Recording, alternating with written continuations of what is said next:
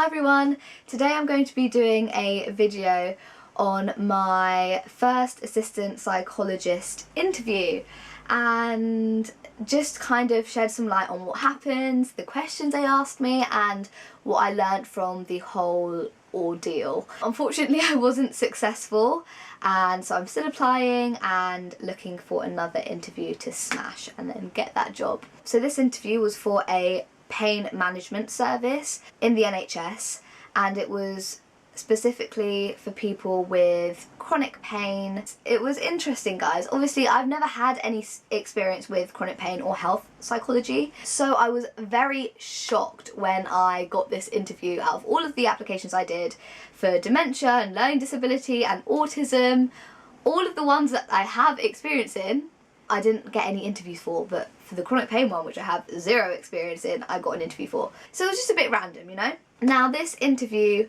was in a hospital because it was based in a hospital. Your interview might not be in a hospital. So for example, for my placement, it was in like an office setting, and obviously if the job was in a care home, you'd probably do your interview there. It was a panel interview, but there were only 2 people and it was really calm, to be honest. One of them was the manager of the service, of the pain management service, and then the other lady was the psychologist, the clinical psychologist. The interview was 30 minutes long and they had a total of, I think, 9 questions, but within those questions there were like sub-questions. I'm going to get into that more later on in the video. For those of you wondering what I wore, because to be fair, I kind of, on my placement interview, was like, what do I even wear to like an interview? I wore a shirt dress from Topshop, but it was like brown floral shirt dress, black boots, and yeah, that was my outfit. I also wore my glasses because I actually can't really see that well and they make me look more professional, so.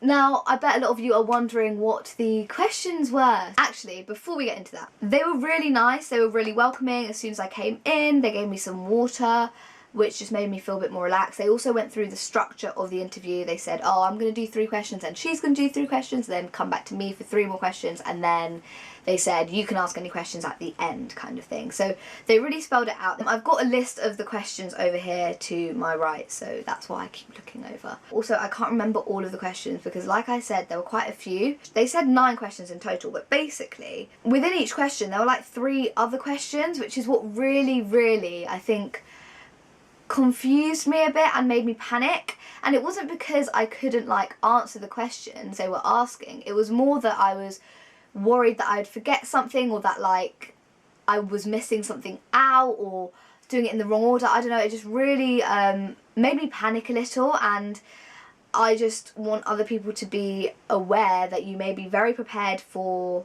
the topic of your interview and very knowledgeable on the subject, but nothing can really prepare you for how they're going to ask the question, so just try and go in calm. But tips are going to come later. One of the first questions was, what's the link between chronic pain and depression?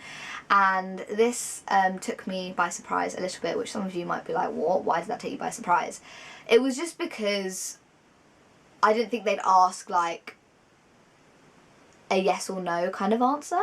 But obviously there is a link between depression and chronic pain. What they were actually looking for was saying like it's not really a yes or no answer, because like, yeah, there is a link, but it's not going to stay for the whole time they have chronic pain even. So just because someone has chronic pain doesn't mean they're going to be depressed. It's not as though like depression is always going to be there when you have chronic pain. They also asked me a question on multidisciplinary team working. Multidisciplinary team working is basically when there's a team and it's made up of various healthcare professionals such as a psychologist, physiotherapist, occupational therapist, speech and language therapist, sometimes social workers. Loads of different people come together to look at one person's case. I was in a multidisciplinary team for my placement, and so I really got to see how that worked. With that question, it was something like, what are the benefits for multidisciplinary team working? And I didn't do so well on this question, they said, because I didn't say how it would apply to the chronic pain service. So I said the benefits that I saw in my previous job, but I didn't say how that would benefit them, which wasn't said in the question, but obviously that's something that they look for. All of these things, I think, you need to be able to transfer to the job that you're actually applying for. Another question was to do with group work, and it was another question on what are the benefits of group work. So yeah, I went through that. I actually forgot that I had done group work before because I was just in such a frazzled state. I've worked in a play group before, and so while it's not like group therapy, it is managing a group, so that would count as group work, and that completely slipped my mind. That was one of my pieces of feedback. They said get group experience, and I have group experience. I just completely forgot, and I think I actually mentioned that in my answer, which next time I'm definitely not going to do. I think I said something like, while I don't have experience in group work, I think, why would you say that? Like, listen, don't make them see your weaknesses, okay? Because they're going to be looking for them, so don't you highlight them. And that is exactly what I did. That was a question on group work. They then went on to ask about challenging behaviour, which I was not prepared for because of this job. I didn't think within chronic pain there'd be challenging behaviour. But they asked, have I dealt with challenging behaviour before and how do I deal with it? And so luckily I've had a lot of experience with challenging behaviour, working with people with autism and people with late stage dementia. So I am quite experienced in that respect, but yeah, I wasn't prepared for it in this situation, which was really strange. They then asked quite an interesting question where they asked, what would I do if someone said something inappropriate in a group setting? And I like this one because it kind of gave you a real life situation, which I did think they were going to do more of, and they didn't, so I did quite like this question. And I think I did quite well. Another question was about supervision and how I make the most out of my supervision. For those of you who don't know, supervision is basically a weekly meeting with your supervisor, which is usually a clinical psychologist, and you go through your caseload and work through any problems you have, kind of reflect on what you could have done better, and it is really a place for self-reflection, and I failed to mention this in the interview, and I wish I did because I know this, but I didn't. Supervision, self-reflection. If they ask you about supervision, just say something about self-reflection, okay? They also asked a question about my clinical skills, and I think it was something along the lines of, what clinical skills do you have and how could you apply them to this role? So yeah, I kind of panicked with that question because I wasn't prepared for it.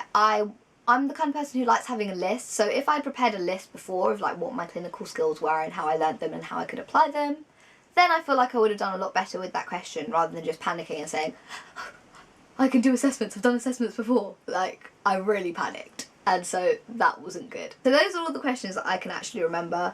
I think there are a few more, but those are like the ones that really stuck out to me, and I think some of the ones that are more unique and that you don't really hear about, because I went on the clinical psychology website thing. I'll link it down below if you guys want, just comment below if you want it, I'll send it to you, and they basically have a whole list, like a huge list of questions that have been asked in assistant psychologist interviews and also for the doctorate, but it is just a massive list, so to go through all of them and like it would just be stupid, so I kind of briefly read over them and had like an overview. But yeah, some of these questions didn't actually appear on that list, so hopefully this video will be of value to someone. So they were kind of hard questions, but like I said, I don't think it was the questions that was the problem. I think it was more my nerves and how that impacted me.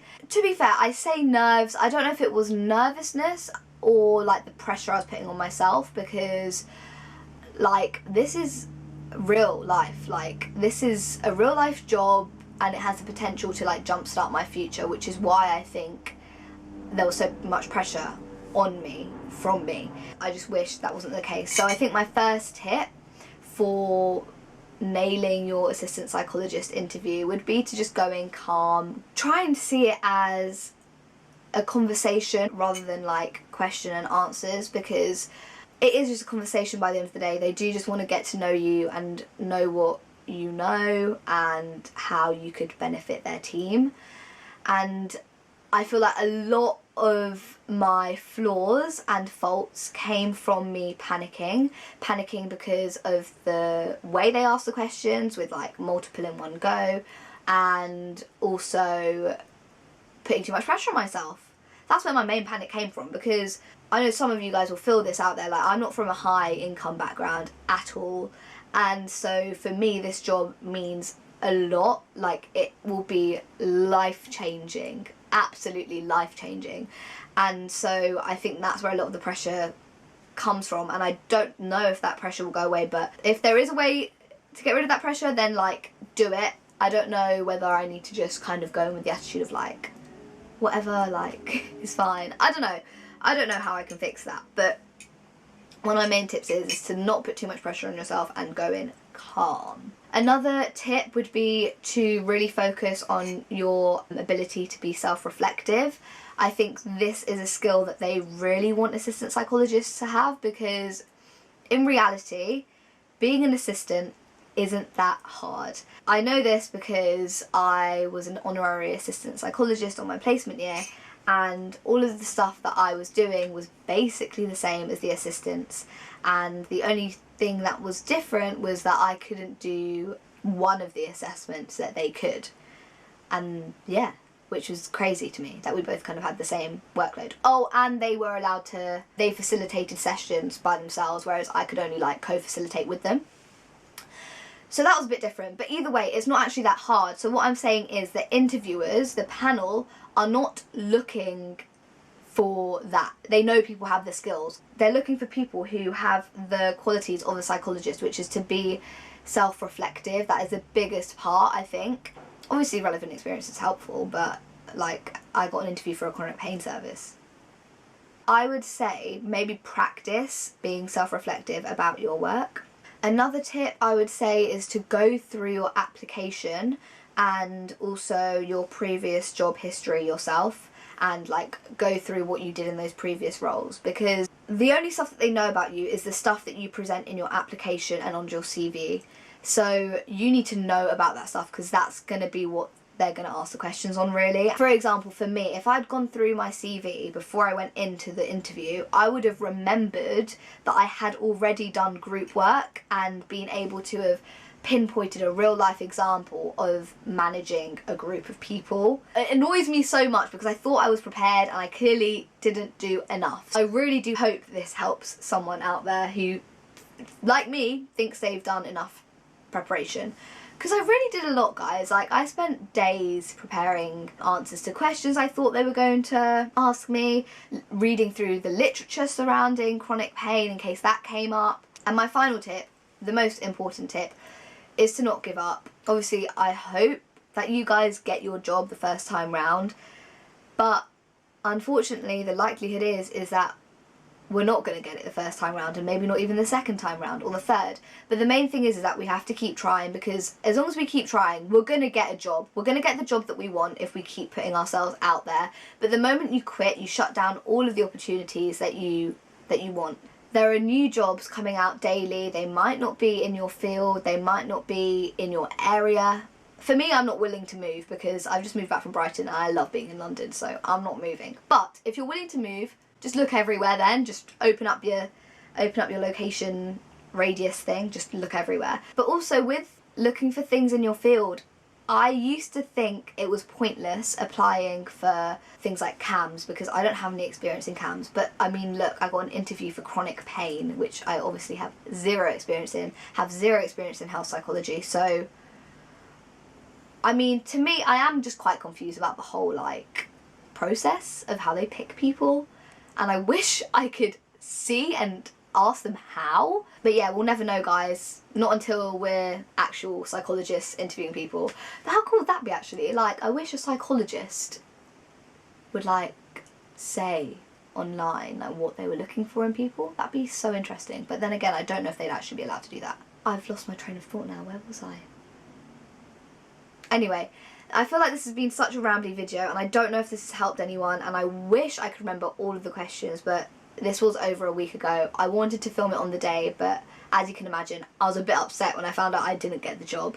Oh, also, make sure you ask for the feedback. I got told via the phone that I didn't get it, and so yeah, I was able to ask for feedback. They actually offered, which is really nice. I thought they were really nice and they handled interviews really well. But make sure you do ask for feedback because they do have the obligation to share feedback with you. My coffee's gone really cold now.